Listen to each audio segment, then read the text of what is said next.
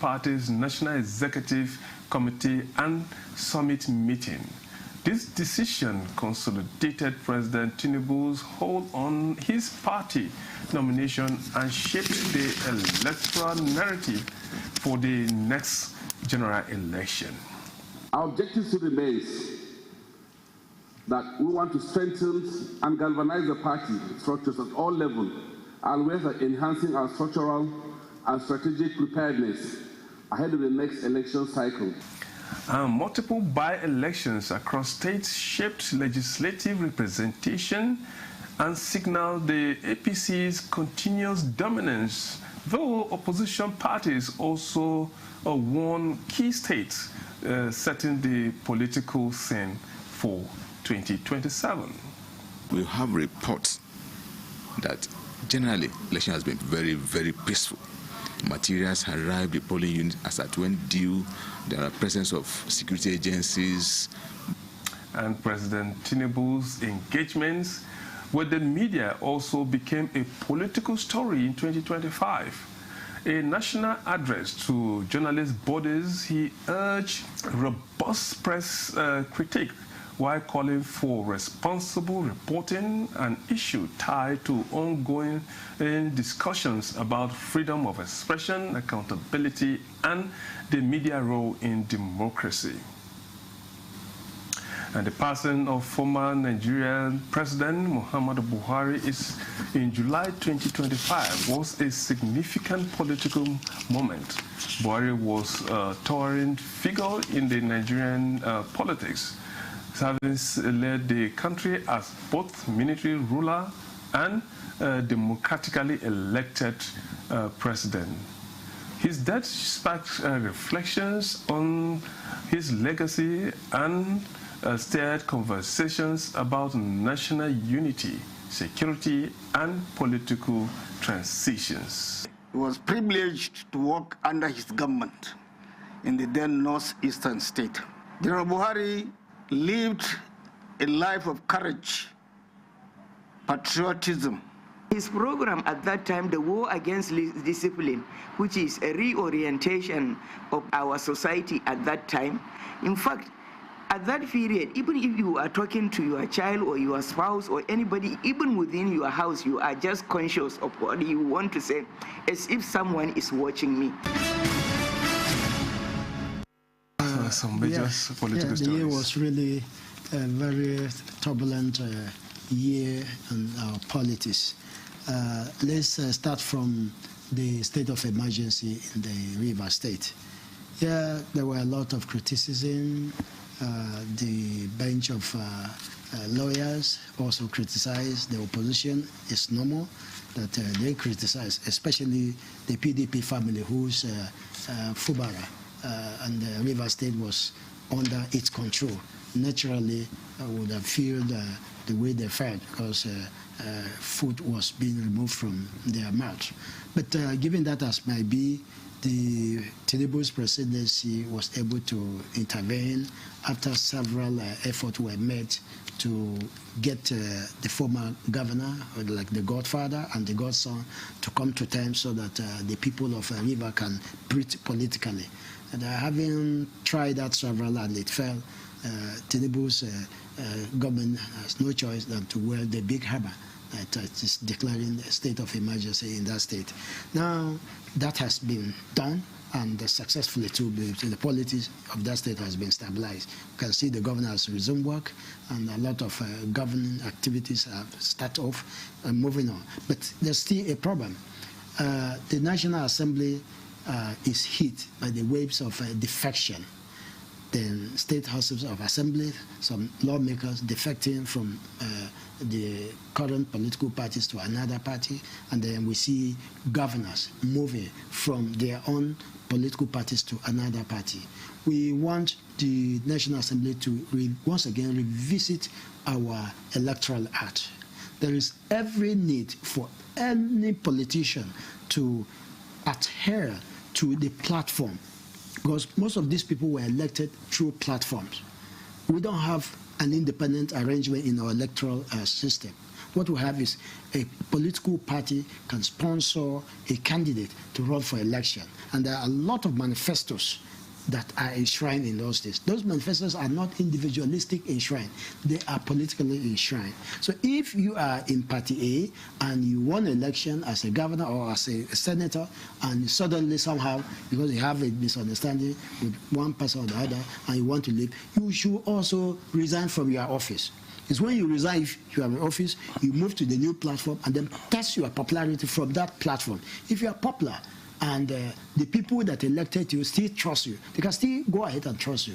But this idea of somebody just waking up, exhibiting some political rascality, you just wake up, suddenly you have a reason strong enough to leave a political party that actually sponsor you for that election, the people that actually elect you, and then you abandon them and move to another thing. It's really, really uncovered. We have not seen that in advanced democracy, the United States democracy. We have not seen that in the United Kingdom. Many of the politicians have not really taken time to build the political parties. And that's why sometimes it's just easy. It's like they go to the political party just for their interests. And that is the kind of dirty politics we're talking about. We must, as journalists, set a space for these people. You are talking about democracy, and democracy is all about the people. It's not about you. If it is about you, you go for an independent arrangement, and the people will not look at your character, look at whatever. But where you are coming as a candidate of a political party, the party will have to, kind of waylay you, sponsor you, bring you on board, and then move all out for the people who are themselves not politicians. You that campaign that you will not condone abortion, you are now moved to the platform that say it will condone abortion, and you expect that the people will still like you. No. Okay, let's hope that electoral reform. No. Something needs to be done. All right. Now you are talking about Sim Fubara. Now that he has returned, naturally one will expect that now that the network has returned, now that Sim has returned, the network should be allowed to function well. The godfather should also allow the godson to perform so that the people of Rivers State can benefit. After he's in the APC now, so maybe he gets the presidential backing that... You'll be surprised that's where even the problem will even start. In the old platform, he was not having access to the villa. Now that he is the leader of the party, he has returned to the president's party and is the leader of the party. Definitely the godfather would have been shortchanged. This man will now have, Fubara will now have direct access to Mr. President in the villa, and I'm sure that's what most godfathers don't want. Now, President Bola Tinubu declared a nationwide security emergency, ordering massive recruitment of police and army personnel to tackle rising insurgency, banditry and kidnapping, a defining political and national security shift. Violence attack in Imo State and surrounding areas linked to separatist elements like the Eastern Security Network, IPOP, and made national headlines, highlighting Nigeria's security complexity beyond all the old forms of insurgency. 130 school children and teachers adopted in one of the country's worst mass kidnapping were freed after weeks in captivity. The incident occurred in Niger State. This was among the most high-profile kidnapping of the year and drew international attention to Nigeria's ongoing security issues in the northwest and north central region. 2025 saw two major tragic events that profoundly affected communities and national infrastructure. Mokwa flooding, catastrophic flood waters killed hundreds, displaced thousands, and destroyed homes and farmlands in Niger State. The railway served as a barrier which allowed the water that is coming from the dinghy as a result of excess rainfall to accumulate. And when the excess water becomes enormous, then it overflows the railway that causes that flooding. Suleja fuel tanker was another issue. Tanker blasts near Suleja killed more than 100 people and injured many more when locals attempted to collect spilled fuel. It's a tragedy. This is my village, and my own time, and also all the people, all the victims, my brothers and sisters. So it's a tragedy. Really, today is a day in the South Village that I will never forget. Well, let's take the issue of emergency on security. The system have allowed a lot of misgivings. We allow the criminal element in our society to build up cells, accommodate even foreigners, allow them to build up a lot of cells without doing the needful, and that is where we are today. We allow the system to escalate in the name of religion or ethnicity for whatever reason. A criminal is a criminal. When you condone a criminal in your community in the name of religion or ethnicity, one day that criminal will overgrown his lapse and he will consume the entire society. Now the military is going to recruit another, I think, 17,000 personnel. The police is talking about 50,000 new policemen to add up with the current number that they're having. This is okay. The government must also go beyond this recruitment. There are a lot of things. When you had stories of people financing terror groups, and the list is made known to the government of Nigeria by a foreign country. The security formations are also asked to train the forest guards and so on. And all these numbers. So when we talk about security and we're just looking towards the military or the security agency alone, we're not really helping matters. The community leaders that harbor these people should also be investigated and shown the way they did in Taraba. Sometimes in Taraba, I think the community have to, move all around, and then, they make sure that those who were harboring such criminals were properly, brought to book, and the situation, to some extent, reduced. So when you are leaving the military or the police or the other sister security agency alone to do what you and I can do, then they become a problem to ourselves. Now, nobody should be thinking about the note. If you're taking a note for one godfather or one godmother or one emir or one governor to go and be recruited, it is not the governor or the mentor that will stand for you when you are faced with clearing terrorists in Sambisa Forest or wherever you find it. This is the situation we find ourselves. Now that the military is stepping up effort, we've seen the Christian celebration. Most people travel, and the report we're monitoring in the field from the various communities, very peaceful. There's little bit missteps like areas in Benue where with about few days to the Christmas, we understand that we're attacks in some communities in Plateau, Dissenting, but relatively there's some kind of good report coming from the village. The situation is dosing down. So it means whatever step that I've taken that is bringing that result, let them add more vigor.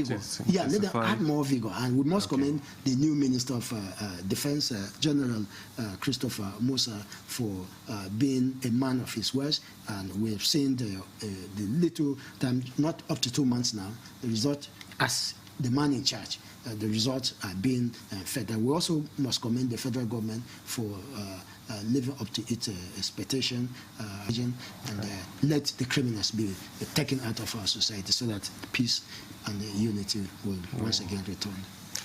All right. Okay, let's take a break now. Do stay with us.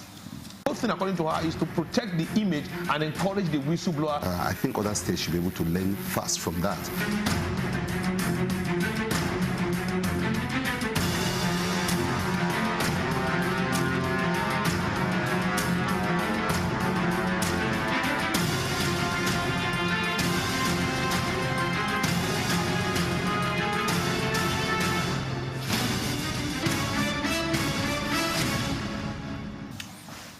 It's 247 in review, and this time around we are taking a look at the story that shaped 2025.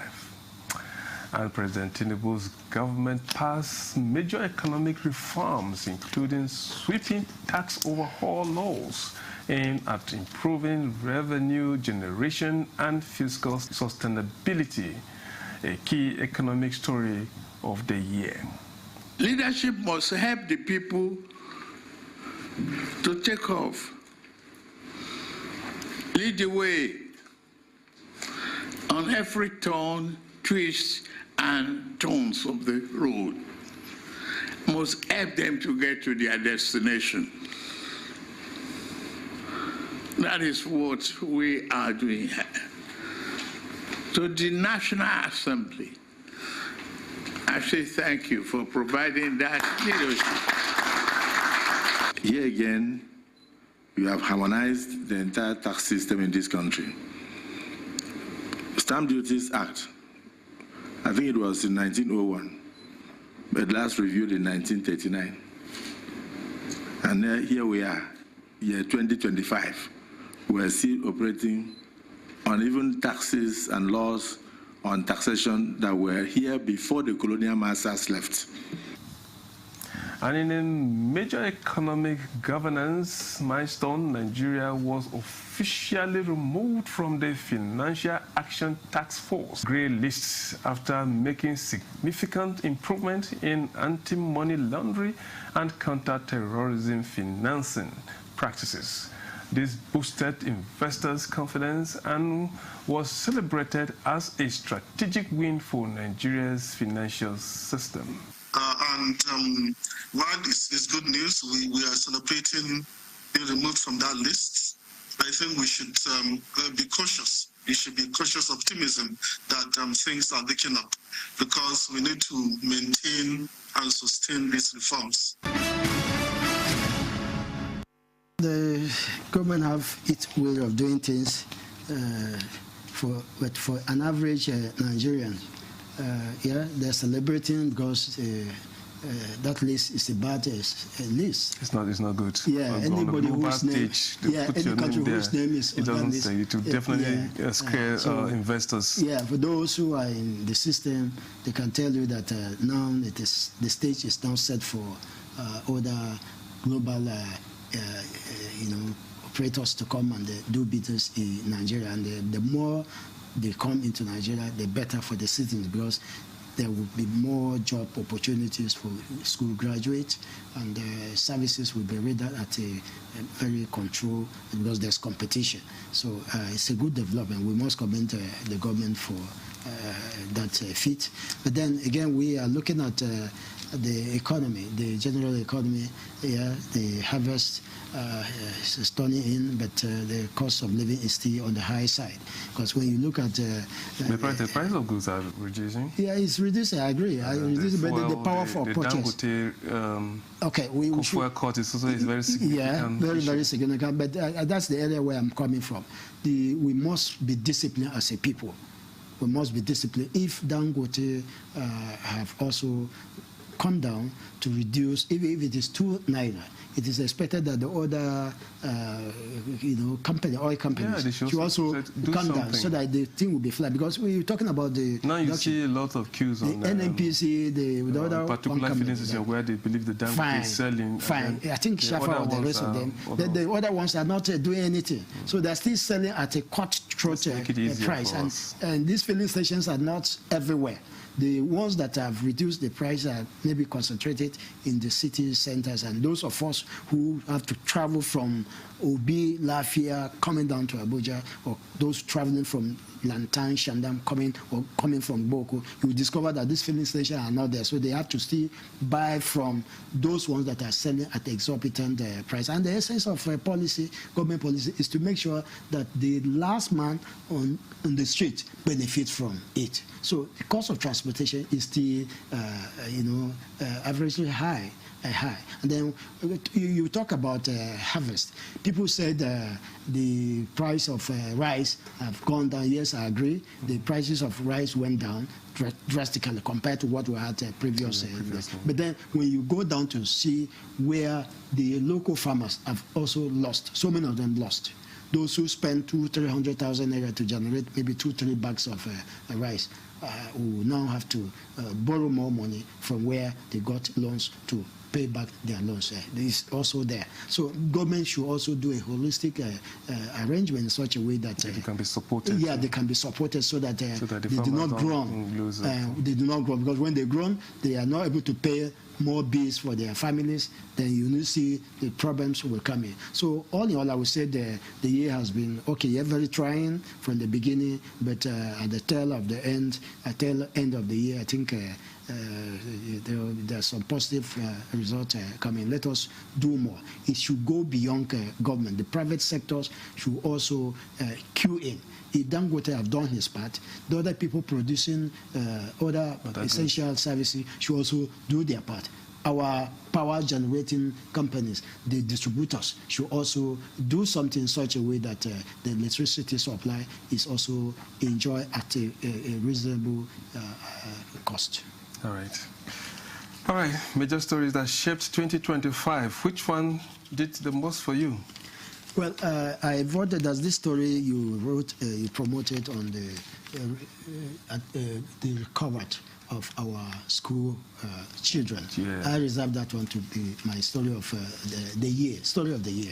I want to, first of all, let me commend the Armed Forces of Nigeria and its sister security agencies for living up to their billings.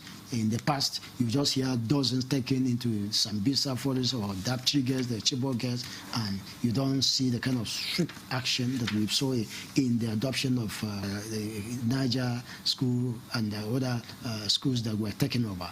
Whether they were actually done or not, we saw a large number of our children taken out of their schools, and they were there for some weeks. So if they have returned then without losing any child, that means it's a good job.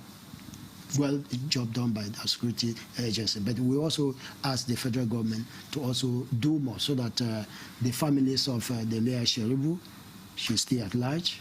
Nobody hear about her, whether she's alive or not alive. Something needs to be done. We had the story of the Dapchi girls. They are still there. Not all of them were returned. A few of them are still in the hands of their captives. We had the story of some other schools in Kaduna that were also adopted. So in as much as we're commending the security agency for striving, let them also do enough to also recover those ones that were, especially now that there's a revigorous effort by the military to make sure that the criminal elements, especially the bandit and terrorist elements in our country, are completely sent out. Okay, let's hope, pray that all those who are adopted regain freedom. Yeah. Thank you so much, Jonathan Ipav, Associate Editor, Frontline News Magazine, for your time. Thank you very much, and prosperous new year ahead. Thank you. Compliment. Thank you. And that's 24/7 in review, our final episode for 2025. We thank you for taking the journey through this most remarkable year with us. I wish you a greater year ahead, 2026. I'm Joseph Oten. Thanks for joining us. The year 2025 marked another step in Nigeria's journey towards destination of development. However, there were many hurdles on the way. In a special package to review 2025, we interrogate the issues that determine the direction of state. The task ahead is enormous, but surmountable. We can win. We will win. The ovation and the recriminations. We are united. Religious persecution in Nigeria is a lie from the pit of hell. Programs, projects, protests, and pronouncements. Join us for Rear Window 2025 on Tuesday, December 30th, 2025, and Thursday, 1st January 2026. Rear Window 2025. We look back to look forward. Let's have credible elections at the local government so that these credible people can manage the funds of local government properly. There are a lot of respected traditional rulers in the state who can say, look, enough of this thing. Mr. Governor, welcome. Thank you for coming. When you win, what will you do? I was the first woman that mobilized women within the local government to form the National Council of Women Society by creating awareness in women that they must serve, they must be part of what is happening within their community. If you stop expenditure on infrastructure, how do you now attract investments? The state governors, the presidency, that the federal government and the local government are all waiting for revenue from crude oil. Every state has something peculiar. So the emphasis now, if your local government has something peculiar to that particular local government, the emphasis should be keep producing that particular product. We need to do three things. Prevent the ability of the terrorist groups to generate funding, their ability to recruit, and then their ability to access weapons. The traditional ruler gives me a title. I sit in the front row in the church, or if I'm going to mosque and I'm calling the people are passing in God's own house. What am I doing? I'm mentoring a new generation who think that the only way to be taken seriously is to be seen to have a lot of money. Good Morning Nigeria, live every weekday between 7 a.m. and 9 a.m. on the network.